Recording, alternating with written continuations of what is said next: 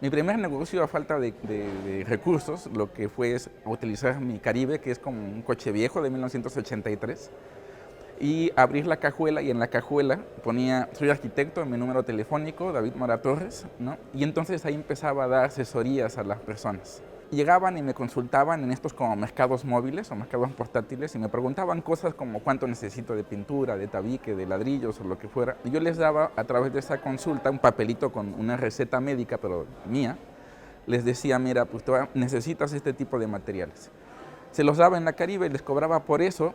Hoy en día les cobraba como si fuera $1.50 aproximadamente.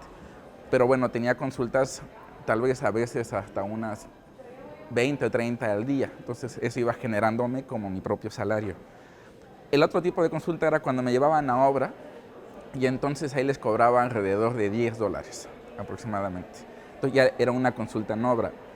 Cuando es una consulta ya de diseño arquitectónico, entonces se la repartía en 4 secciones, de tal forma que entonces en esas 4 secciones me pagaban ellos alrededor de unos $100, pero repartidos en 4 secciones con todo el proyecto completo. He logrado construir aproximadamente 500 casas. Bajo este mismo esquema, la gente me empezó a contratar, pero para hacer urbanización. Es decir, me decían, ok, ya una vez que ya pudiste hacer las casas, necesitamos que nos ayudes a hacer colonias. Entonces se juntaba la gente, pagaba mis honorarios para hacer la colonia, y entonces yo iba lotificando, iba diseñando instalaciones hidráulicas, instalaciones sanitarias, escuelas, dónde deben ir las cosas, ¿no? Es decir, tanto de policías como de clínicas. Entonces lotifiqué así un terreno de aproximadamente 300 lotes. Una vez que pasó esto, resulta ser que las colonias de al lado empezaron a repetirse, entonces de repente ya fueron 1000 casas las que empecé ya como a atender. Lo que también hice fue regalar como folletos con diferentes modelos de casas para que la gente los pudiera ir como construyendo a su paso. Todos mis diseños son progresivos, es decir, vamos construyendo un cuarto, luego le explico a la persona dónde debe construir el segundo cuarto, luego dónde debe construir el tercer cuarto, sucesivamente. Tengo construcciones que han pasado 15 años y están totalmente construidas ya a un nivel económico pareciera alto en una zona de escasos recursos.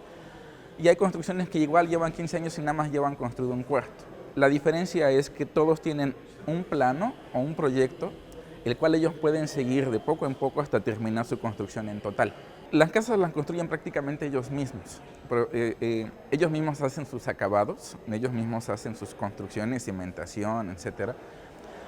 ¿Qué ventaja tiene de esto? ¿Cuál es lo que ha beneficiado esto? Que cuando tú haces una casa bien, el vecino la hace igual, ¿no? Es decir, se va mejorando la colonia. Cuando se van dando cuenta que esta casa fue construida por un arquitecto, en automático esa familia pide los datos del arquitecto y te vuelven a hablar. Es decir, te van recomendando de voz en voz. ¿Cuál es la ventaja? Bueno, que la colonia se ha ido mejorando, ¿no? Es decir, hay un mejoramiento barrial.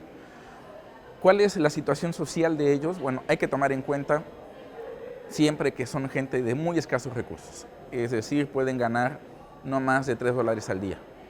Entonces, tú tienes que hacerte consciente de que tienes que aprender a resolver sus necesidades constructivas y de diseño bajo esos términos. No es fácil.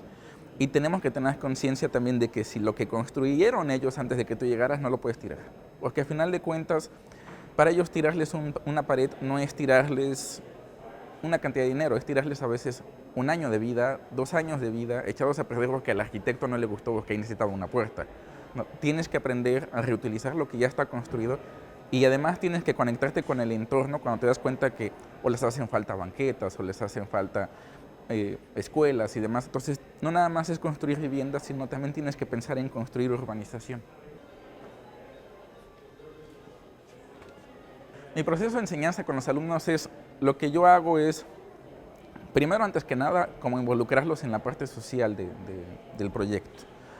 Una vez que hacen esto, los voy educando para que ellos puedan diseñar de manera progresiva, es decir, explicarles cómo se puede hacer una vivienda a través de 15 años con los menores recursos posibles y aprovechando la mano de obra de las personas. Entonces, entran a una primera etapa de diseño, entran después a una segunda etapa de construcción, después entran a una tercera etapa de remodelación, es decir, que aprendan ellos a remodelar. Y una vez que ya están preparados a eso, los llevo a visitas de campo. En ese momento les hacen un estudio socioeconómico al poblador, las necesidades que necesitan habitacionales y los recursos económicos que tienen. También les enseño a promocionarse como yo lo hice desde la primera vez.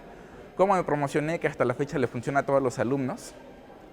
Yo lo que hice, aparte de los coches, primero empecé a repartir propaganda o flyers de casa en casa, lo cual me era muy cansado porque es muy cansado caminar tanto tiempo.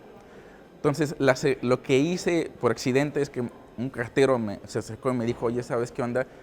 Pues yo quiero mi casa, pero como no tengo dinero, pues ¿qué podemos hacer? Dije, yo le di 10,000 propagandas y me repartí en 10,000 casas. Y eso hizo que esto creciera de manera exorbitante. Otra cosa que me dio a crecer es que empecé a repartir en envolturas, allá se llaman tortillas, que es una especie de comida que se envuelve, que es como si fuera pan. Entonces imprimían las envolturas de pan, mi nombre, soy arquitecto, mi número telefónico, y la gente me empezaba a llamar. La tercera que hice fue que fui con el padre de la iglesia todos los domingos, me anunciaba, me decía, vayan con el arquitecto David Mora Torres, que se encuentra afuera del mercado del tianguis movible.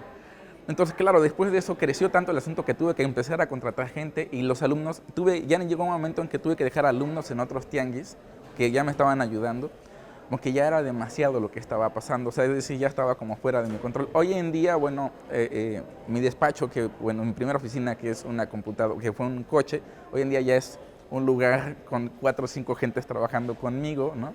Y además dejando pues, a mucha gente con el trabajo, es decir, muchos de ellos que llegan a trabajar conmigo se van al año, ya pusieron su propio consultorio y a su vez pues, nos generamos empleo entre todos. Entonces se ha hecho una red en donde todo el mundo nos pasamos empleo, ¿no? Dependiendo de las cantidades de trabajo que tengamos. Eso es lo que procuro enseñarles. No hay mejor promocional que tu misma recomendación de voz en voz, y si el padre de la iglesia te recomienda, o que yo hice la iglesia de la colonia, si el padre de la iglesia te recomienda, no va a haber mucho mejor recomendación en el mundo, ¿no? Cuando menos no en esa colonia.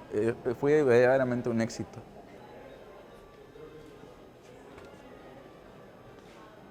Que uno tiene que ir a la gente, ¿no? Los arquitectos están desconectados de esta realidad porque creen que la gente tiene que ir a ellos, ¿no? Como si fuéramos indispensables, y la verdad es que no somos tan indispensables. Tenemos un porcentaje muy alto de autoconstrucción, en donde si la gente construye sin arquitecto y tenemos un 60% de arquitectos sin empleo, entonces quiere decir que estamos desconectados. Algo está pasando en realidad. Y lo que está pasando es que en las escuelas realmente no nos están educando como para hacer esa conexión de nuevo. O sea, se siguen educando como artistas, pero no como arquitectos del pueblo. Hacia dónde va el camino de la arquitectura va a depender mucho de cómo eduquemos a las próximas generaciones. Y eso va a depender de nuestra visión en el momento. Y en este momento lo que se necesita es ayudar a las personas. Sin embargo, no significa que sea de gratis. Significa que tenemos que aprender a trabajar con estas personas, pero obteniendo nuestros ingresos.